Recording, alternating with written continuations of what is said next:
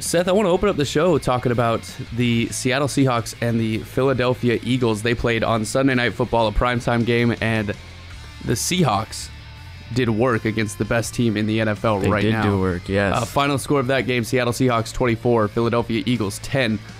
Seth, what are some of your immediate takeaways from that game? Well, they did well the things that I've been complaining about on this show every single week, and that was cleaning up the penalties. They only had 5 on Sunday night, and they came out and started out strong, putting up 10 points in the first quarter and keeping the Eagles scoreless. Yeah, I would agree. They look like a completely different group because, like you said, the penalties were down for the entire game, and the start was quick. They got everything they wanted in the first quarter. With the field goal and the touchdown. Just, you couldn't have drawn it up any better if you're a Seattle Seahawks fan. Yeah. I mean, Wentz looked okay from the Philadelphia side.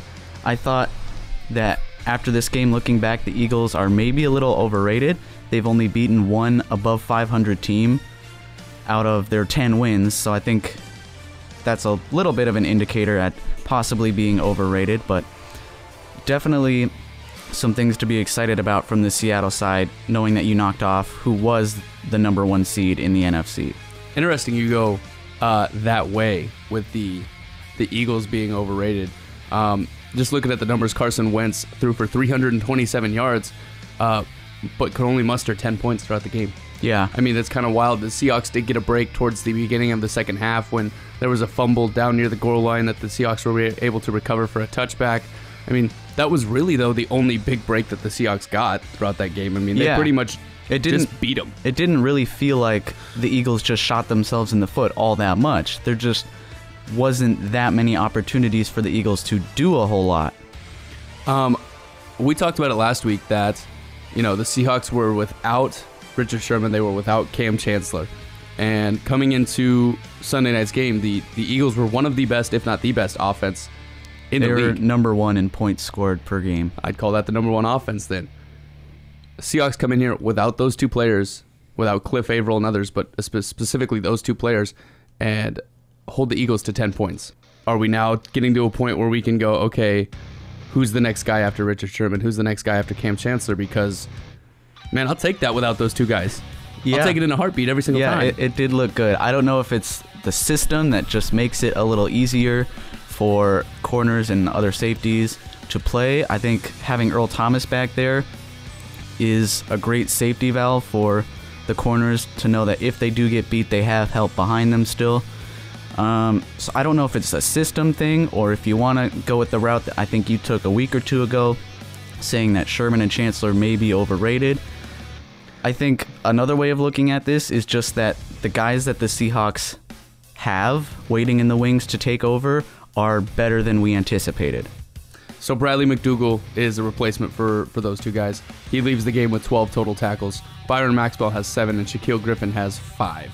I mean, that's getting the job done, and I think that, the argument made last week was there were people that were throwing away from Richard Sherman for entire games, like really good quarterbacks. You mentioned the Aaron Rodgers game a couple of years ago, where he wouldn't even go that way.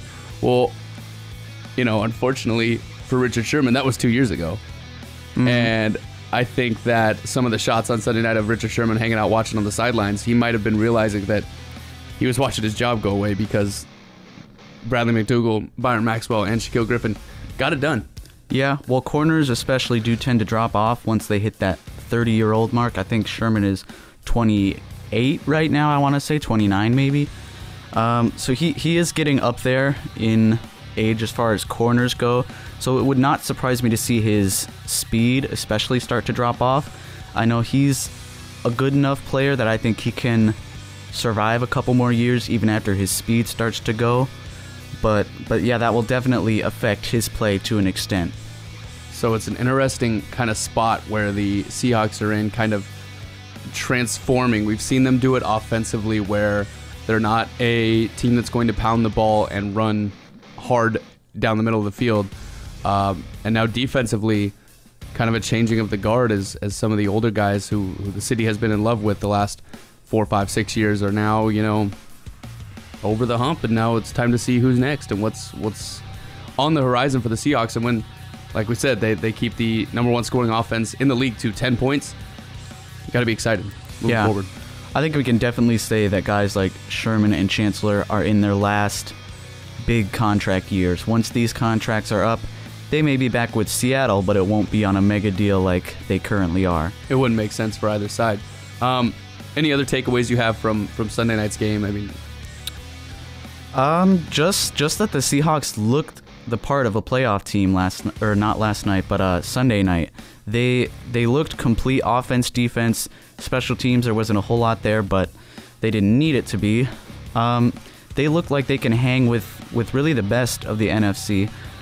I'm not sure that they could beat the Vikings in Minnesota, but nobody else in the NFC scares me all that much in a potential matchup. Probably the cleanest game as a whole the Seahawks have played this season. Would you agree with that? Absolutely, yeah. So, like you said, you look forward into the playoff picture. I believe with the win, the Seahawks jumped into the 5 seed, if I'm not mistaken.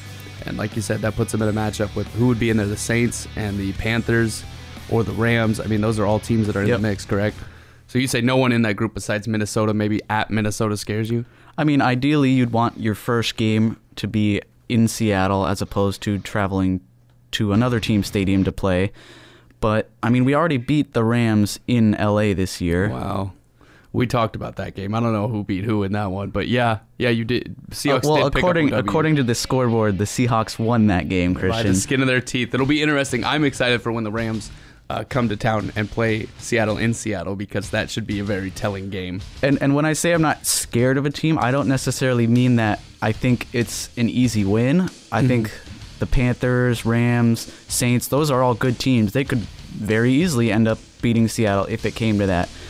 When I say I'm a little scared of Minnesota, they look like a complete team. They don't even have all that great of a quarterback right now. Case Keenum's playing pretty well. I don't know if you could say they don't have that great of a quarterback. Dude's getting the job done. Perhaps, yeah. I suppose that's fair to say. Case Keenum has been playing out of his mind lately, but the Vikings in Minnesota are just that's a really tough draw if the Seahawks were to have to go there and try and win. It'll be interesting down the stretch as we get towards playoff time. I believe, if anything, this win kind of secures that the Seahawks. It doesn't secure that they'll make it, but it secures that they have a much better chance. If they lose this game, then it's looking pretty slim, and they're going to need some extra help from outside forces. Now they kind of control their own way and can win out and make it for sure. And they still control their own destiny in the NFC West too, because they get to play the Rams one more time. It will be very interesting what takes place down the stretch in the NFL season. We'll talk more Seahawks later on in the show.